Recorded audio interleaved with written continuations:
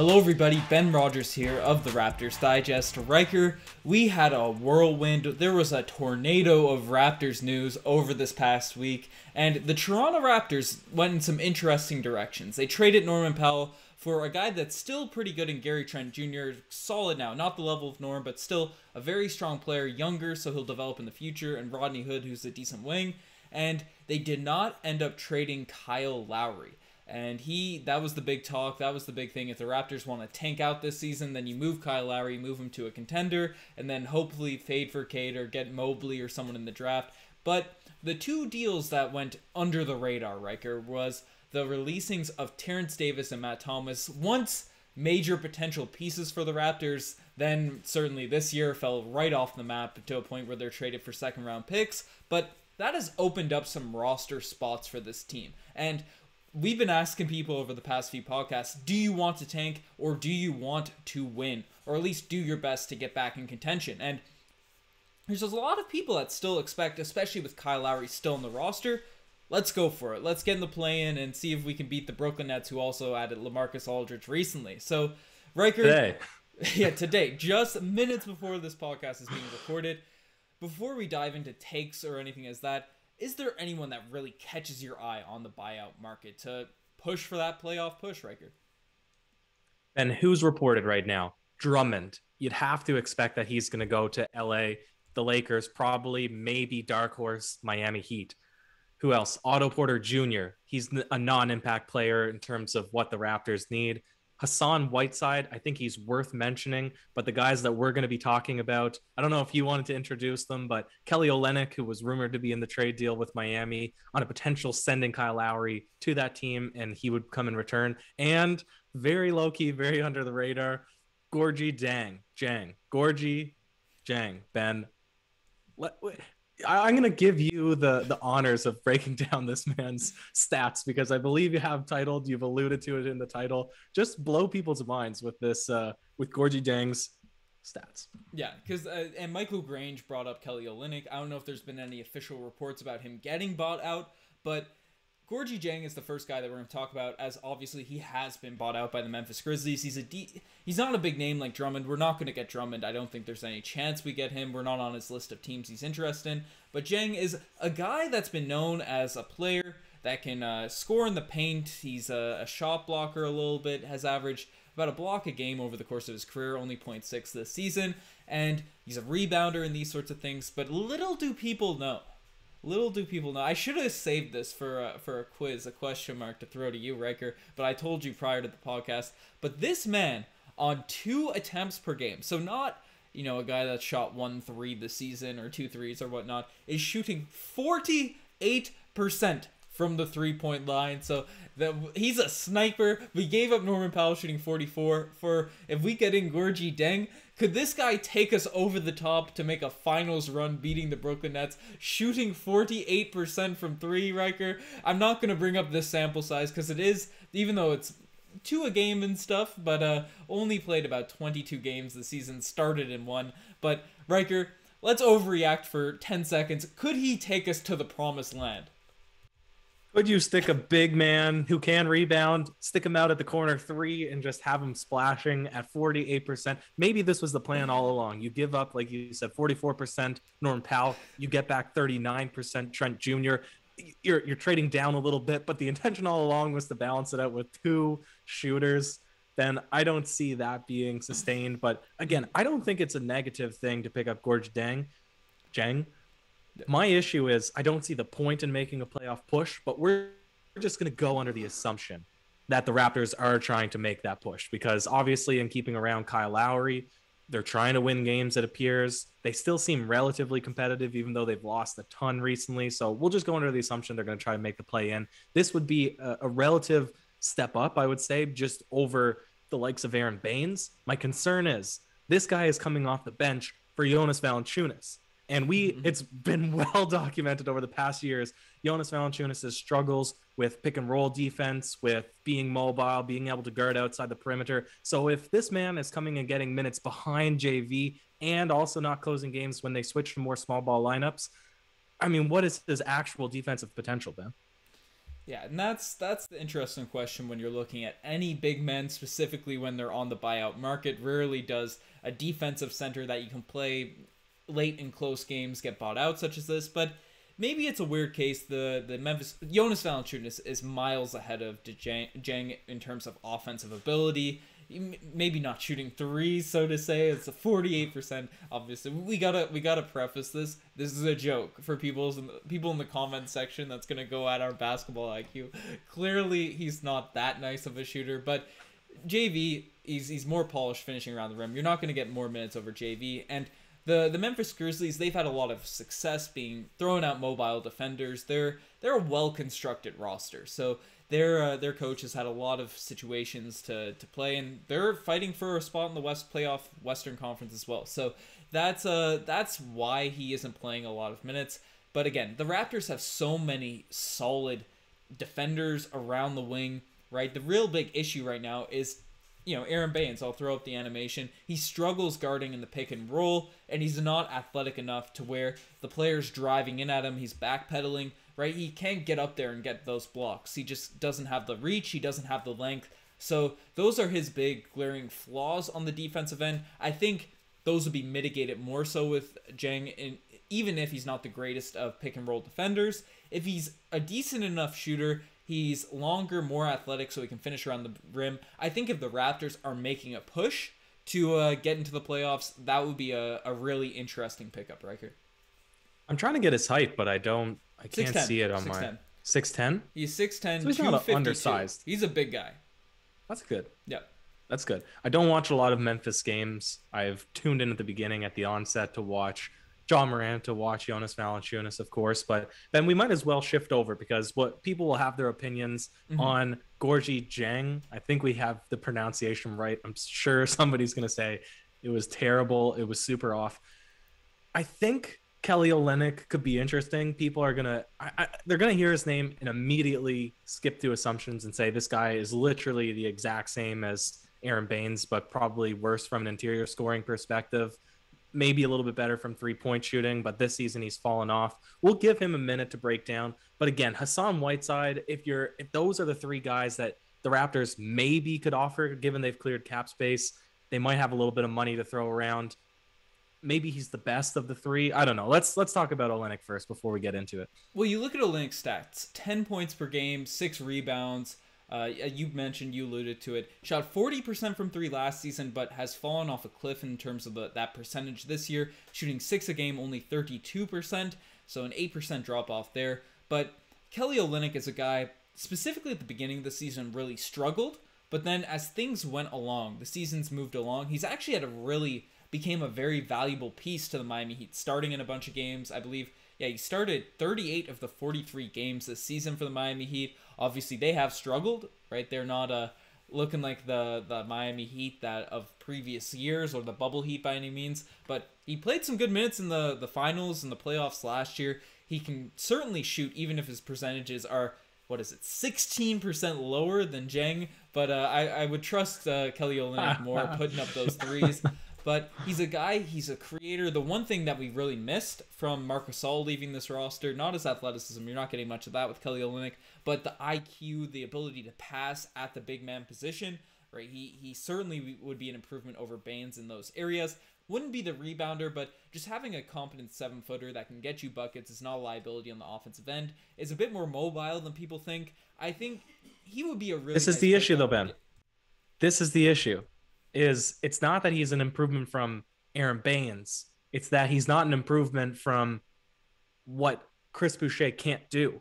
Because Chris Boucher, if you're playing against a smaller guy where you don't need interior defense or interior scoring, you're just going to give Chris Boucher that run and play your small ball lineup. It's the bigs, the true NBA bigs, that Aaron Baines becomes the big missing part, or having a true center is the missing part. Aaron Baines can't fill that. Bringing in Kelly Olynyk doesn't solve that issue at all. I agree that the Heat struggles equal Kelly Olynyk struggles, because when you have Hero's 3-point shooting drop off, Duncan Robinson's 3-point shooting drop off, Jimmy Butler out for a lot of the beginning of this season, of course he's not going to have those nice open looks anymore. So I wouldn't knock his 3-point shooting necessarily, but he doesn't do anything that's an improvement from what Chris Boucher could do, in my opinion. Do you think if the Raptors sign Kelly Olynyk, they improve, they get to a point where they're fighting for they're in better position to fight with the newly improved Chicago Bulls. The Cleveland Cavaliers, as memes as they have been, they're on a little hot streak right now. Those bottom teams in the Eastern Conference, or do you think we're sort of at the same level? Well, I'll flip the question back to you. The Raptors have lost against every team lower than them in the league standings. They've lost against the Timberwolves. They lost against the Cavs. They lost against the Pistons, right? They're losing against the Bulls. Actually, I don't know if they've lost against the Bulls this season, but some of the worst teams. We maybe haven't yet. No. This is the question. Those devastating losses based on the record of those teams, was it because of the offense or because of the defense? Because if it was the Raptors not being able to score enough, Kelly Olynyk would help the Raptors be more competitive in the East. If it's because they couldn't get the necessary stops down in the final stretch of game or in the critical, third quarter momentum swinging, stop a 15-point run, it's not an improvement because he's not going to be that guy to give you defensive grit. Yeah, and I agree with you. I think for all those points, the thing about it is he's a bit more mobile than Baines. So, like in the Phoenix Suns game yesterday, every time Baines was on the floor, yes, he's better at the rebounding. We weren't getting dominated on the offensive boards when Baines is out there, but Chris Paul was going to him and DeAndre Ayton, attacking Baines every single time Baines was on the court in the pick and roll, and they were scoring. The Baines, he does the drop coverage the same way Jonas did it, but he's not even as long or as mobile or as Jonas, so it was even worse. So that's something I think Kelly Olynyk will be a positive in, and he could play in more minutes, and he's not as much of a liability on offense, because when Baines is out there, he has, and I have a couple stats for the argument for tanking at the end of this one, but Baines is the worst plus-minus on the Toronto Raptors. It's plus 100, above 100 plus when he's not on the court overall this season, and then minus over 100 when he's on the court. So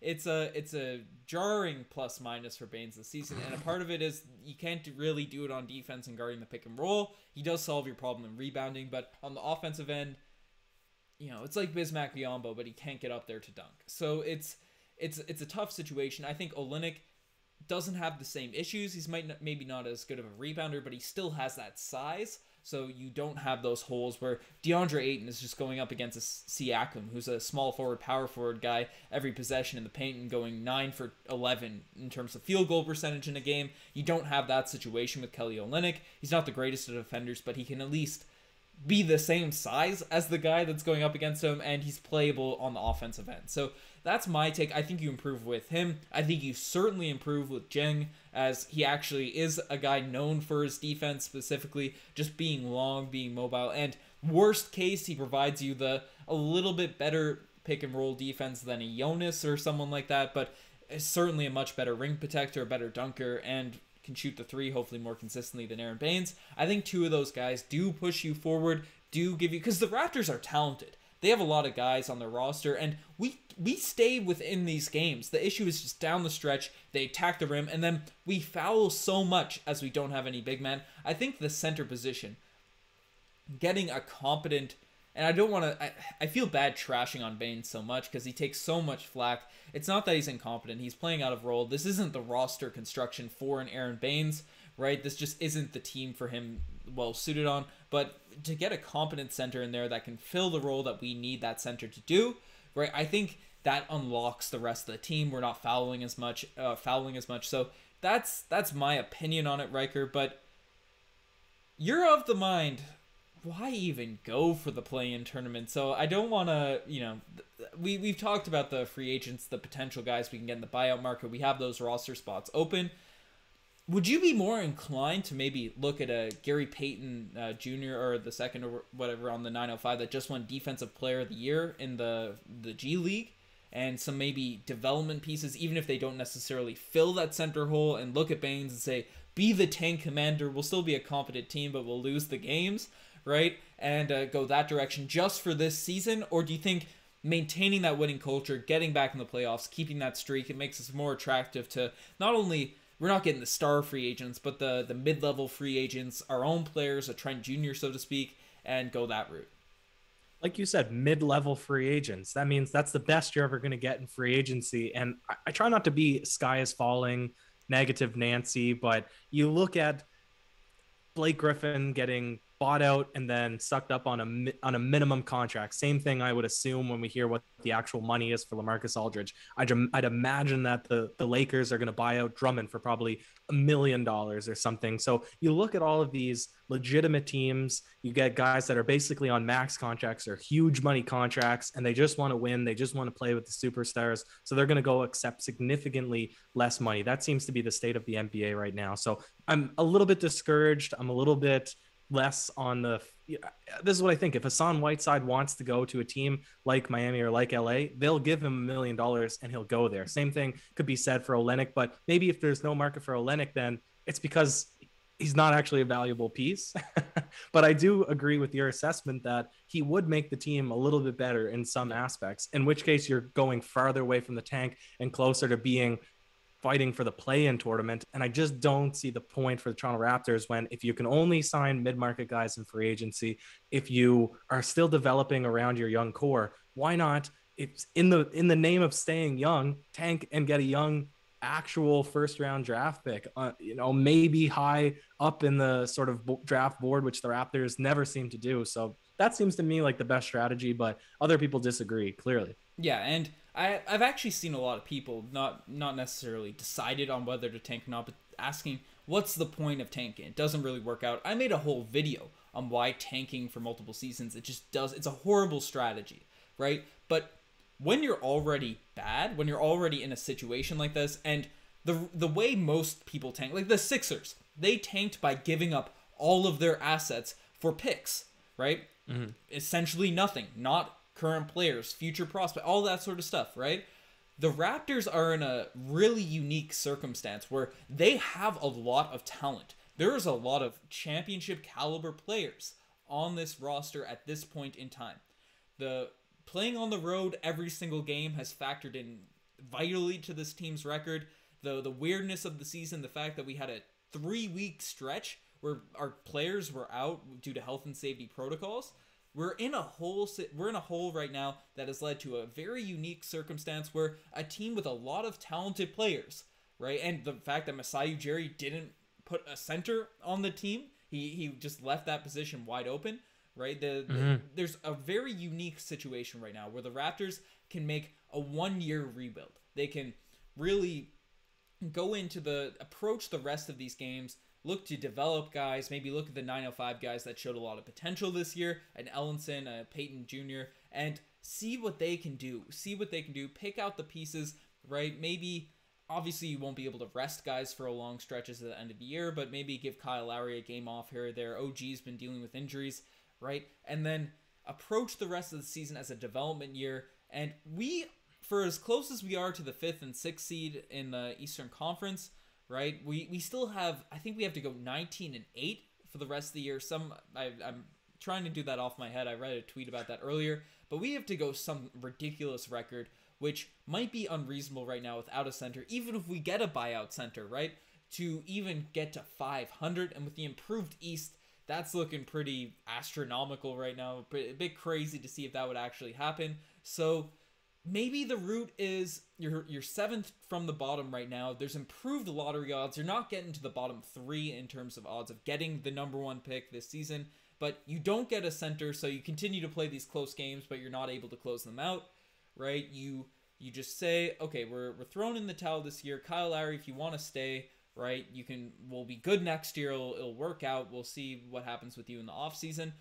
And Michael Grange just brought up a sign and trade potentially, but you get that, bottom 5, bottom 4 odds. With the new and improved lottery odds, there's a good chance you actually might get into the top 3 picks. Maybe number 1, you draft a Mobley, Suggs, or Cade Cunningham. Then you come back next season looking to win now mode, going all out, and you're back into your top 4, top 5 of the East going forward. Yep. And you know what? The perfect case example is the San Antonio Spurs. I was trying to do a little bit of research while you were making the point. It's that they were 62-20. They were in that same time frame with what's his name? Admiral. David. I was going to say Duncan Robinson. David Robinson. So obviously Robinson, that was NBA legend. That was the same time as the Michael Jordan Bulls, but they were good. They were like Yeah. top of the NBA. He goes down with injury for one season. They do poorly, right? But they still have a really good core. And then they so happened to get Tim Duncan because they did so poorly. They picked up Tim Duncan. Then David Robinson comes back. And now all of a sudden, this is a legacy team. And obviously, they did really good in structuring their team after David Robinson retired. And then all of the deep draft picks. It's very similar, actually, to the Toronto Raptors in the way that things have played out, especially with how good Norm Powell was. Fred VanVleet, Pascal Siakam, all deep draft guys or undrafted, of course. So Yeah. I like the route of just, what is the maximum potential of this team? You said it. It's not, are you going to beat the Nets? Are you going to beat the 76ers? Would you actually beat the Bucks? I mean, I know we swept the season series, but would you actually beat the Bucks in the playoffs? I'd prefer just a tank. You already have the core unit intact. Get a little bit better, tighten up some of the screws in off season, and then just do a full season. Hopefully none of the pandemic stuff is in factor. Maybe there's more fans. Get the energy guys going. That's what I'd like to see. Yeah, that's the route I'm leaning towards, but I won't be against the Raptors if they're capable of making a run going forward, but it just looks think about it. Let me say this too. Maybe you already said it and I just didn't hear it, but you look at the rest of the East. Yeah, they have way better records. But is there anybody else from 4 down that you think that the Raptors couldn't win a series against? See, that's the thing. I think right? without a center, my confidence is a little bit hindered. My confidence that we can night in, night out, not get feasted down low by really any roster, whether it's the Pistons or the Nets. Right, that's the one issue we've seen be plagued to death. It's gotten worse as the seasons have gone along. Right, the league just knows attack the rim, you'll get fouled. That's how it's going to work. So true. But if we got a center, there is potential this team could maybe. Well, I think with a center we'd beat all those 4 teams, all the teams that are outside the top 4. Right, I'm very confident that we could beat them in a series, and who knows, maybe you could make a run at those top teams. But it's risky because then you also might say, oh, you're the 10th seed now. You lost your chance at Cade Cunningham, you lost your chance at Mobley, and you lost to the Chicago Bulls with Nikola Vucevic in the play-in game. And then you're there with a rookie that is Jakob Poeltl, which, fair enough, Jakob Poeltl was okay.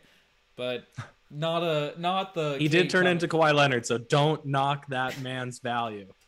He turned into Kawhi Leonard's leg, right? DeMar DeRozan was the rest of the body. We got the broken leg from for Jakob Poeltl, but I don't know, not to trash on Yak, but that's the interesting thing. And Masai Ujiri, him and Bobby Webster, you hear their interviews, they seem a little bit confused about what direction the Raptors should go. They're saying, who knows with this team? We might be good, we might be bad. We'll see where Kyle Lowry's gonna go. I think they're just waiting to see. And they said they want to give this team a run. And last time they did that, ironically in 2014, when they wanted to trade Kyle Lowry, it didn't go through. That's when the best era of Raptors basketball started.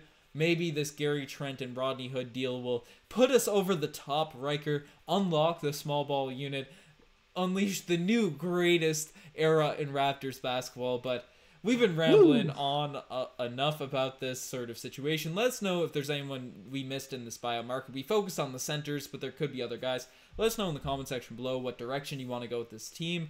But yeah, we really appreciate everyone watching this far. We're on the road to 20K.